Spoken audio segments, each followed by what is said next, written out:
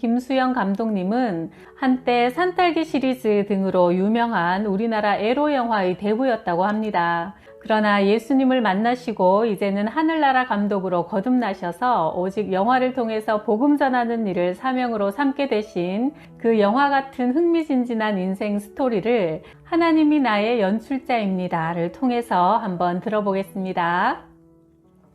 나는 영화감독이란 직업을 살려 이 시대 코드에 맞는 영상선교를 선언했다. 그러나 영상선교를 하려면 돈이 필요하다. 하나님께 부르짖었다. 물질의 축복을 달라고. 바로 그 시각 하나님은 나를 시험하고 계셨다. 한 통의 전화가 걸려왔다. 김수영 감독님이시죠? 감독님이 예전처럼 멋지게 활동하실 수 있도록 도와드리고 싶습니다.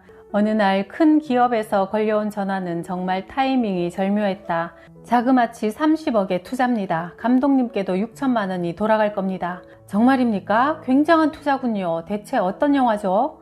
감독님은 왕년에 에로 영화로 명성을 날리지 않았습니까? 이번에 에로 영화의 결정판을 만들어 주십시오. 제목도 다 지어놨습니다. 광마, 미친 말 어떠세요? 국내 최초로 입체 영화로 보여주면 대박은 따놓은 당상입니다. 사람들이 열광할 겁니다. 다시 한번 감독님의 시대가 오는 거죠. 딱 이번 한 판으로 끝내는 겁니다. 하하하.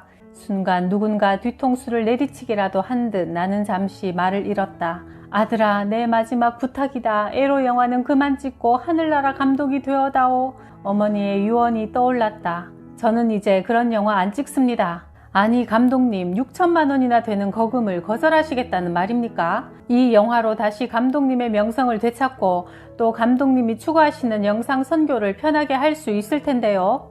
영화 감독으로서는 연출 의뢰가 들어오면 이보다 더 기쁜 일은 없다. 나 또한 오랜만에 연출 작업이라 흥분이 되어 눈시울까지 뜨거워졌다. 그런데 작품이 문제였다. 그동안 나는 28살 나이에 감독이 되어 청춘물부터 시작해 코미디물까지 하면 할수록 더 새로운 것을 만들고 싶은 욕심은 더해갔다. 이후 새롭게 시도한 장르가 에로물 산딸기였다. 치솟는 인기와 일본에서 스카웃 제의까지 내 영화의 인기는 대단했다. 그러나 그럴수록 지켜보는 가족들의 염려는 커져만 갔다. 아무리 말해도 변할 줄 모르는 나 때문에 어머니는 매일 눈물로 기도드렸다. 애미가 이렇게 빌 테니 제발 그런 영화 좀 그만 찍어라. 어머니, 에로 영화도 예술이에요. 지금 한창 잘 나가고 있는데 뭐가 문제입니까? 저는 빨리 돈 벌어서 어머니 호강시켜 드릴 거예요. 빌딩도 올리고요. 다 소용없는 일이다. 빨리 회개하고 하나님 품으로 돌아오너라. 너는 하늘나라의 감독이 되어야 한다. 어머니가 돌아가신 후에야 그 말씀을 따라 신학 공부를 하면서 어머니 말씀을 따르려는 이 순간인데 참으로 난감했다. 눈 한번 딱 감고 영화를 찍어라. 아마 어머니가 계셨어도 이해하실 것이다. 어디선가 이런 속삭임이 들려왔다. 솔직히 영화를 포기하는 것보다 적지 않은 돈 6천만 원을 포기하는 것이 더 어려웠다. 오랜만에 만져보는 큰 돈이고 우선 이 돈을 받으면 회사 사정이 금방 좋아질 텐데 그날 밤 난생 처음 가족 회의를 했다. 먼저 내일 당장 6천만 원이 들어오기 때문에 지금까지 고생한 모든 일이 잘 풀릴 거라는 내용을 전제로 이야기를 시작했다. 그때 불쑥 딸의 입에서 반대 의견이 나왔다. 아빠, 옛날에 에로 영화 찍으실 때 돈 많이 버셨죠? 지금 그 돈 다 어디 갔죠? 이제 그만하세요. 하나님이 기뻐하시는 영화를 찍으세요. 지금까지 많은 섹스 영화를 만들어 왔지만 지금 돈이 없는 것으로 보아 그 6천만 원도 아빠 돈이 될 것 같지 않다는 논리였다. 너무도 분명한 대답에 나는 정신이 번쩍 들었다. 돈과 하나님 두 주인을 섬길 수 없다는 사실을 깨달았다. 그날 밤 나는 밖으로 나가 밤하늘을 물끄러미 쳐다보았다. 컷! 잘했다! 하나님의 음성이 들려오는 듯 했다. 하나님께서 지금 나를 주인공으로 캐스팅한 영화를 찍고 계시는 거다. 그 결말은 분명 해피엔딩이 될 것이다. 나는 하늘을 향해 미소를 지었다. 어느새 눈물이 내 볼을 적시고 있었다. 좋아요 하나님, 큐 사인 들어가시죠. 다시 시작하겠습니다.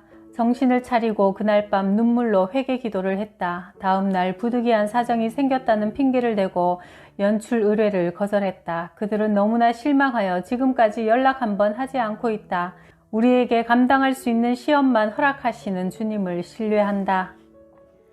내가 중학교 3학년이 되던 1960년 하나밖에 없는 형이 당시 서울대 치대 1년생이었는데 불치병인 폐병에 걸려 죽음을 향해 가고 있었다. 어머니는 아들을 살려보겠다는 일념으로 용하다는 점쟁이를 찾아 굿을 등 할 수 있는 모든 방법을 동원했지만 그럴수록 차도가 있기는커녕 점점 병세가 더 나빠져 급기야는 각혈까지 하는 폐병 말기 증상이 나타났다. 막다른 골목까지 온 우리 식구들이 어찌할 바를 몰라 있는 바로 그날 밤 친척 할머니가 오셔서 어느 젊은 전도사가 서대문 로타리 천막에서 병자를 위한 부흥회를 하고 있다고 전해주셨다. 그곳에서 많은 사람들이 병고침을 받고 치유의 기적이 일어나고 있으니 이왕 죽을 목숨 마지막으로 한번 속아보자며 우리에게 강권했다. 우리 식구들은 마지막 희망을 안고 형을 부축해 그곳에 갔다. 당시 조용기 전도사님의 통역으로 샘 토트 목사님이 설교하셨고 최자실 전도사님이 함께 부흥회를 인도하고 계셨다. 구름대 같은 사람들이 서울 전역에서 몰려들어 예수 그리스도를 구세주로 영접했고 많은 병자들이 성령님의 치유를 경험했다. 어머니가 두 전도사님에게 안수기도를 부탁드리자 같은 병을 알아본 경험이 있는 조용기 전도사님은 폐병 걸린 우리 형에게 온 정열을 다 쏟아 기도를 해주셨다. 형의 가슴과 머리에 손을 얹고 이렇게 기도를 따라하라는 것이다. 나는 죄인이었습니다. 이제 예수님을 구주로 믿사오니 보혈로 내 죄를 씻어주시고 구원해 주옵소서. 예수님이 나 위하여 십자가 지시고 채찍에 맞으셨으니 내 폐병은 깨끗이 고침받았습니다. 예수의 피로 나를 덮어주옵소서. 하나님 아버지, 이 아들과 어머니가 예수님을 구주로 고백하고 하나님의 자녀가 되었습니다. 마귀에게 종살이하다 돌아온 이 모자를 사랑으로 맞아주시고 주의 능력으로 고침받게 하옵소서. 두 분이 형을 위해 피지땀을 흘리며 어찌나 간절히 안수기도를 해주시는지 내가 옆에서 봐도 눈물이 날 지경이었다. 바로 그 순간 잘 일어나지도 못하던 형이 갑자기 껑충껑충 뛰면서 온몸이 뜨겁다고 소리를 지르는 게 아닌가. 코에서는 벌레 타는 냄새가 난다며 소리를 질러댔다. 그때 나는 형이 이제는 머리까지 도는구나 생각했다. 어머니와 형님은 하루 24시간을 아예 천막 속에서 살면서 필사적으로 매달렸다. 그러는 가운데 눈에 띄게 형의 혈색이 좋아지더니 그 천막 성회가 끝나기 전 형님의 병이 깨끗이 고침받는 역사가 일어났다. 나는 47년이 지난 지금도 그 당시 조용기 전도사님이 천막 성회에서 하셨던 설교 말씀을 기억한다. 아브라함은 약속의 말씀을 쫓아 갈대아 우르를 떠났습니다. 지금 이 시간 아브라함의 믿음으로 근심과 고통과 허무의 땅을 떠나십시오.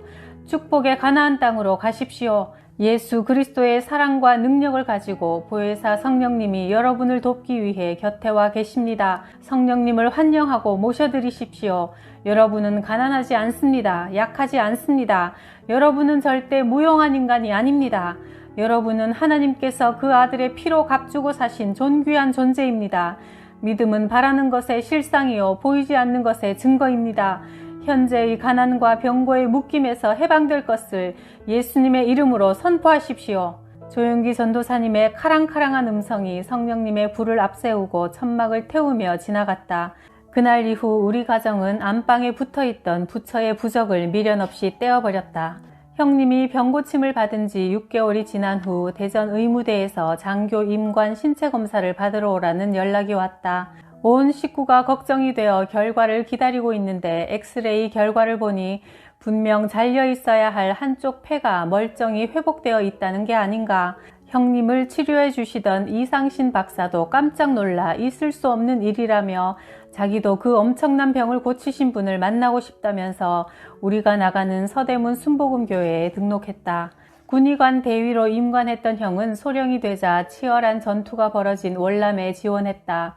여러 사람들의 기도와 하나님의 보호하심으로 무사히 귀대한 형님은 자신의 천직인 치과의사로 열심히 봉사하면서 이후로도 모범적인 신앙생활을 계속하고 있다. 여의도 순복음교회 정책위원장으로 계셨던 김낙형 장로가 바로 내 형님이다. 내가 만든 영화 중 오마담의 외출이 있다. 주인공은 김보연, 임동진, 남궁원 씨가 맡았는데 김보연 씨 동생 역을 맡은 한 청년의 초청으로 어느 날 암사동 그의 집을 방문하게 되었다. 그런데 막 대문을 들어서는 순간 겨울에 소변을 보면 느껴지는 한기 같은 이상한 느낌이 갑자기 나를 엄습했다. 집 안으로 들어가니 진수성찬의 저녁상이 나왔다. 밥을 먹으려는데 그의 어머니가 내게 조심스럽게 말을 건넸다. 감독님, 혹시 예수를 믿고 계시지 않으신가요? 나는 놀라서 물었다. 아니, 내가 이야기를 하지 않았는데 어떻게 아셨습니까? 했더니 감독님이 우리 집 대문을 넘어 들어오실 때부터 알았어요. 아들이 어머니, 감독님 오셨어요? 하는데 갑자기 누군가 제 뒤통수를 야구 방망이로 후려치며 왜 이곳에 예수쟁이를 초대했냐며 야단을 치더라고요. 그래서 지금 제가 믿는 칠성신한테 혼이 나서 머리가 아픕니다. 그 소리를 듣는 순간 이번에는 내 머리카락이 곤두섰다. 후에 알고 보니 그녀는 바로 우리나라에서 제일 유명한 암사동의 큰 무당이었다. 그날 나는 충격을 받아 밥을 대충 먹고 서둘러 그곳을 빠져나왔다. 지금 같았으면 그 무당을 향해 지금부터는 예수를 믿어보시지요 하고 전도했을 텐데 당신은 믿음이 약했던 터라 걸음아 날 살려라 하고 도망쳐 나오고 말았다. 그리고 그날 밤 많은 생각을 했다. 내가 예수 믿는다는 소리도 교회 나간다는 소리도 안 했는데 그가 어떻게 나를 알아본 걸까? 그러다 내린 결론은 내 마음속에는 늘 예수님이 함께 동행하고 있다는 사실이다. 그것을 큰 무당을 통해 처음 실감하게 되었다. 1980년 초 미국에서 귀국한 김성광 목사님을 나의 절친한 친구 이성근 화백의 소개로 만났다. 김성광 목사님은 최자실 목사님의 둘째 아들이다. 그는 당시 오랜 유학 목회로 서구적 마인드와 탁월한 예술 감각을 가지고 있었다. 첫 만남에서 그는 내게 영상을 통한 전도에 대해 이야기했다. 지금은 세상 영화를 만들고 있지만 언젠가 김 감독도 좋은 기독교 영화로 하나님을 기뻐하게 하실 분이라며 기도를 해주셨다. 우리는 나이도 비슷해서 금방 친해졌다. 그날 미국에서 막 출시되어 인기를 끌고 있는 작품이라며 복사해온 비디오 테이프를 선물로 주셨다. 그 작품이 바로 유명한 나사렛 예수였다. 나는 그날 저녁 밤을 새워가며 6시간 동안 비디오를 보면서 너무나 큰 감동과 충격을 받았다. 예수님의 생애를 이렇게 감동적이고 아름답게 그릴 수 있단 말인가? 며칠 후 목사님은 내게 그런 감동적인 영화를 만들고 싶지 않냐고 하면서 자신의 어머니에 관한 영화를 만들어 달라고 부탁했다. 당시 최자실 목사님의 간증집 나는 할렐루야 아줌마였다가 베스트셀러였다. 그분은 우리 형님을 폐병을 안수하여 고쳐주시고 또 나를 늘 아들처럼 사랑해 주시며 만날 때마다 기도해 주시는 분이 아닌가. 우리 가정을 하나님 품으로 인도하신 신앙의 어머니 최자실 목사님의 영화라니.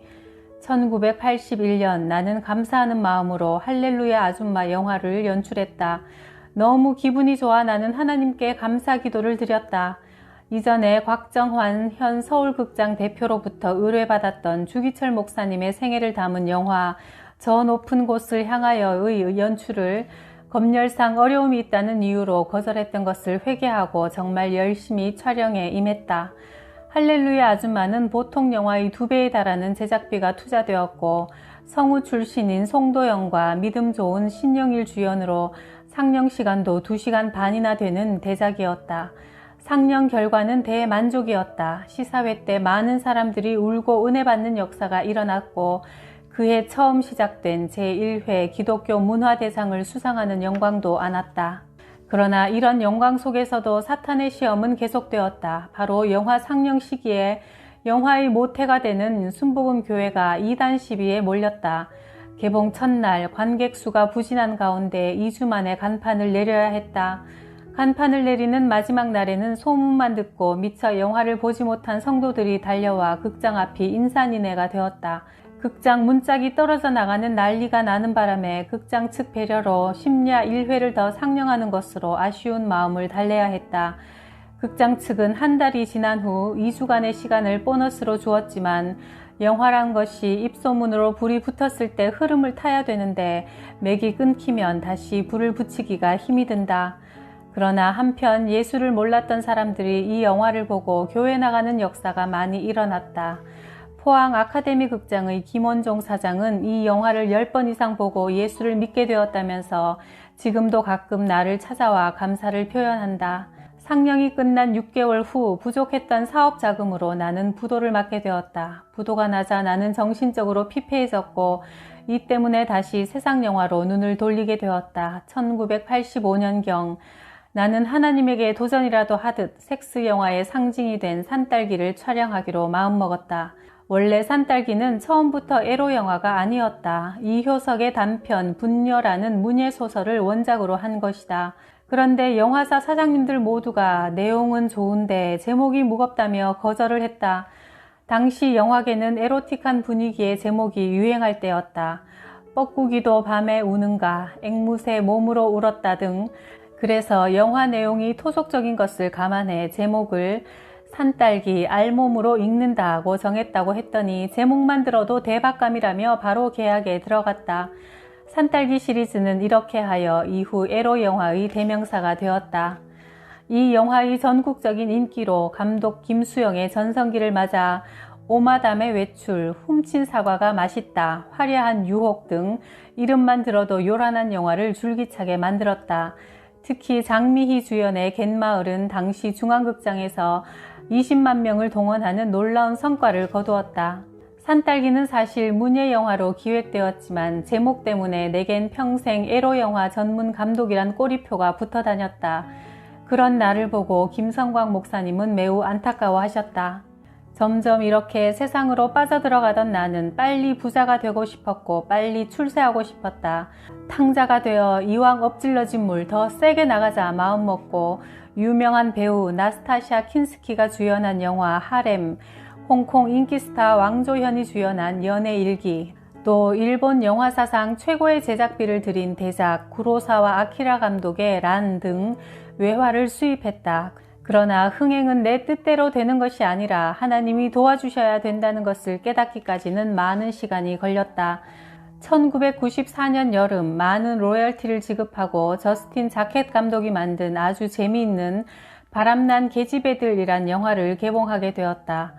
헐리우드, 동화극장 등 10여 곳에서 동시 상영을 하기로 했으니 이젠 개봉만 하면 나는 다시 부자가 된다. 그동안 사채 썼던 것을 다 갚고 재기할 수 있다고 생각하니 잠이 오지 않았다. 드디어 개봉날 아침에 눈을 떠보니 세상이 달라져 있었다. 새벽부터 억수같이 비가 쏟아지는 게 아닌가. 전날까지 멀쩡하던 날씨가 믿지 못할 만큼 나빠져 있었다. 나는 그때 처음으로 하나님을 찾았다. 이번 딱 한 번만 눈 감고 나를 도와주시면 앞으로 후회하지 않을 인생을 살겠다고 매달렸다. 그러나 장맛비는 더 억세져 10년 만에 대홍수가 날 정도였다. 영등포 일대가 물바다가 되고 극장 안은 일주일 내내 물에 잠기는 신세가 되었다. 그때야 성경 구절이 생각났다. 욕심이 잉태한 즉 죄를 낳고 죄가 장성한 즉 사망을 낳느니라. 야고보서 1장 15절 말씀. 믿었던 영화 바람난 계집애들의 흥행 실패로 나는 큰 어려움에 빠졌다. 구로사와 감독의 란의 수입도 왕조현의 영화도 자금난으로 개봉 날짜가 미뤄지고 점점 어려운 상황이 되어 나는 또다시 빚에 쫓기는 신세가 되었다. 내가 발행한 어음, 빌려준 수표의 결제 날짜는 계속 다가왔지만 그것을 갚을 수 없었던 나는 또 한 번의 부도를 내고 말았다. 술로 세상을 원망하고 현실을 한탄했다. 자포자기 심정으로 옥상에 올라가 자살을 해볼까 생각한 것도 한두 번이 아니었다. 결국 나는 성동구치소에 수감되었는데 새벽에 눈을 뜨면 창살 너머로 십자가 탑이 보였다. 그곳에서 나는 완전히 무너지고 깨어져 가고 있었다. 구치소에 들어온 지 2달 만에 형님이 면회를 왔다. 나를 한참 불쌍한 눈으로 쳐다보더니 형은 대뜸 회개 좀 했니? 성경은 읽었니? 물었다.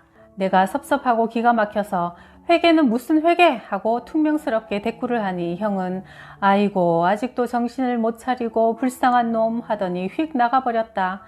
그러나 그 후 이런 생각이 들었다. 그래 형님 말이 맞다. 하나님께서 나를 사랑하셔서 이곳에 보내주셨구나. 이왕 온 김에 성경책이나 읽고 나가자. 그동안 바쁘다는 핑계로 제대로 성경 한번 읽을 시간이 없었던 것을 회개하고 창세기부터 읽어나갔다. 교회 나간 지 30년 만에 처음으로 성경을 읽는 축복을 받게 된 것이다. 이를 통해 나는 다시 깨지고 무너졌다. 사망의 늪에서 나를 건지시는 하나님의 역사가 본격적으로 일어나고 있었다. 성경을 읽어보니 성경 속에는 많은 단역 배우가 등장했다. 그러나 예수님은 그런 미미한 인물들에게도 큰 의미를 부여하시는 것을 발견했다. 마가복음 10장 46절에 나오는 소경 바디메오도 그런 인물 중 한 사람이다. 바디메오는 세상 사람들이 보기에 아무것도 자랑할 것 없는 사람이었다. 그러나 주님을 사모하는 마음을 통해 운명이 바뀌었다. 그래, 내가 지금까지 바로 저 소경 바디메오가 아니었던가 하는 생각이 들어 눈물을 쏟았다.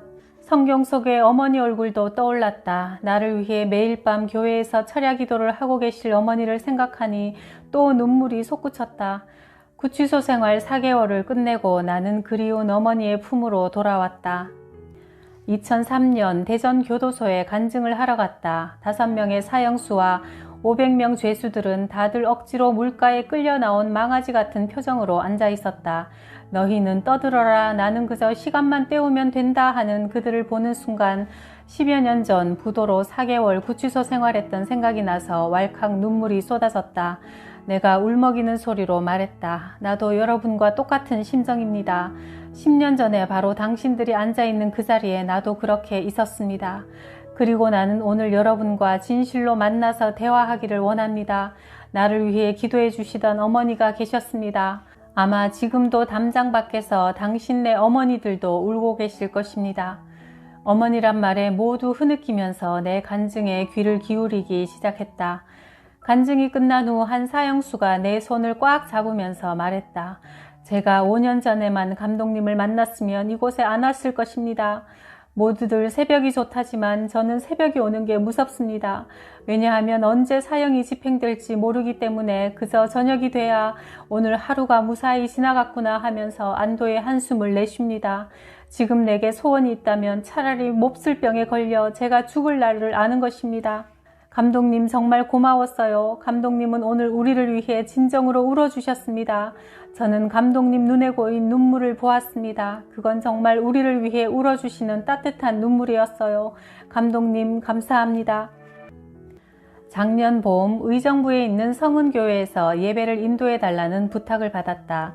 며칠 후 우연히 의정부에 사는 선배 한 분이 우리 회사를 방문해 나는 기뻐서 이번에 내가 의정부 교회에서 간증 집회가 있으니 이 기회에 형도 교회에 한번 나와보라고 말했다. 그러자 그 선배가 한참 내 얼굴을 쳐다보다가 내 손을 덥석 잡고는 왜 이제야 이야기하니? 그러는 게 아닌가. 지난 30년 동안 교회에 나가고 싶어서 교회 다니는 사람들 주변에서 서성거렸지만 모두 교회 나가자는 소리는 하지 않고 주일이면 자기 식구들끼리만 가더라는 것이다. 그러면서 내 손을 꼭 잡고는 감격에 겨워 너무 고맙다며 눈물을 감추지 못했다. 교회 나가자는 소리 듣기를 30년이나 기다려왔다니 나는 그만 뒤통수를 맞은 것처럼 정신이 멍해져 그 형의 얼굴을 쳐다볼 수 없었다. 그동안 그 형을 전도하지 못한 내 교만과 게으름에 회개의 눈물을 흘렸다. 주님 죄송합니다. 30년 동안 전도하지 못한 죄를 용서해 주세요. 그래서 요즘은 내 주변 믿지 않는 친구를 만나면 자신 있게 예수 믿으라고 권한다. 그때마다 친구들은 하나같이 이렇게 이야기한다. 내가 그 소리를 얼마나 기다렸는지 아냐? 나도 교회에 나가고 싶었는데 아무도 교회 가자고 말하지 않더라. 예수 믿는 사람들은 일요일에 혼자만 살짝 교회에 다니지 믿지 않는 이웃들한테 교회 가자는 소리는 죽어도 안 하더라. 사우나 갈 때나 골프 치러 갈 때는 열심히 가자고 권하면서도 교회 갈 때는 늘 혼자만 가더라. 예수 믿는 우리 모두가 회개해야 할 문제다. 마음속에 예수님이 함께 하신다는 사실을 믿는다면 자신 있게 전도할 수 있어야 한다. 나는 예수 믿는 사람입니다. 저하고 같이 교회에 나가시죠. 이렇게 당당히 전도할 때 예수님도 기뻐하실 것이다. 내가 처음 부도가 났을 때 채권자들은 조폭들을 풀어 집에 때로 몰려와 밤을 새우는가 하면 화장실을 점령하여 식구들을 괴롭혔다. 나는 큰 결심을 하고 조폭 두목과 협상하여 어떤 조건도 감수할 테니 식구들은 괴롭히지 말아달라고 부탁했다. 그는 흔쾌히 내 제안을 받아들여 일행을 모두 철수시키고 직접 나와 동행하기 시작했다. 심지어 촬영장까지 쫓아다녔다. 스태프들이 누구냐고 물으면 시골에서 올라온 친척이라고 소개하며 정말 동생처럼 편안하게 그를 대해주었다. 3개월쯤 지나자 채권 채무 관계를 떠나 정이 들었다. 그는 나를 친형님처럼 잘 따랐고 차 운전은 물론 잔심부름까지 해주면서 함께 시간을 보냈다. 어느 날 그가 말했다. 채권자한테 의뢰받은 금액에서 자신들의 몫이 절반인데 자기 몫을 포기할 테니 의뢰자의 액수만 갚으라는 것이다. 물론 고마운 제안이었지만 당시 촬영비도 모자라 쫓기는 판이라 그 조건을 받아들일 형편이 아니었다. 실망하고 돌아간 그는 며칠 후 말쑥한 모습으로 나타나 자신이 대신 빚을 다 갚았다며 한약까지 지어와서 건강을 잃지 말고 이제부터 마음 편안히 지내라고 하면서 진행비까지 남겨놓고 내 곁을 떠나갔다. 나는 그의 도움으로 무사히 촬영을 마칠 수 있었고 개봉 후 첫 수입으로 그에게 감사의 글과 함께 돈의 일부를 갚았다. 20년이 지난 지금도 가끔 전화가 와서 빚을 져도 피하지 않고 자신의 위치를 꼭꼭 연락해주는 내 당당한 모습이 좋았고 악질 소리만 들으며 살아온 자신을 사랑의 마음으로 인간 대접을 해주어 고마웠다고 한다. 어느 날 기독교 방송에서 내 간증 프로를 보았다며 자신도 마침내 예수를 영접했다고 전해왔다. 내 사무실이 중앙극장 건너편에 있을 때 출근하려면 항상 육교를 지나는데 육교 위에서 동냥하는 거린이 있었다. 비록 거린 행세를 하고 있지만 어딘지 특이한 사람이었다. 예를 들면 휴대전화가 처음 나왔을 때 제일 먼저 구입한 사람이 바로 그 거지 장씨였다. 이런 생활을 하려면 남보다 정보가 빨라야 한다며 부인도 다른 곳에서 같은 직업, 즉 국어를 하고 있는데 서로 연락이 잘 되어야 한다는 게 그의 지론이었다. 빠른 정보가 수입과 직결된다는 것이다. 또 여름만 되면 그는 꼭 피서를 다녀왔다. 이런 일을 할수록 건강에 신경 써야 하며 건강을 잃으면 아무 일도 할 수 없다는 것이 그의 주장이었다. 하루 수입 목표량을 5만 원으로 정해놓고 그 금액이 달성되면 더 이상 욕심내지 않고 하루 일과를 미련 없이 끝낸다. 자신의 분수에 넘치는 욕심을 내면 꼭 사고가 난다면서 그는 그렇게 자신의 직업에 충실한 사람이었다. 비록 머리를 푹 숙이고 동량으로 생계를 이어가고 있지만 그의 특이한 행동을 발견하고 난 뒤 나는 그곳을 지날 때면 미소를 던지며 장사장 힘내 하면서 응원을 해주곤 했다.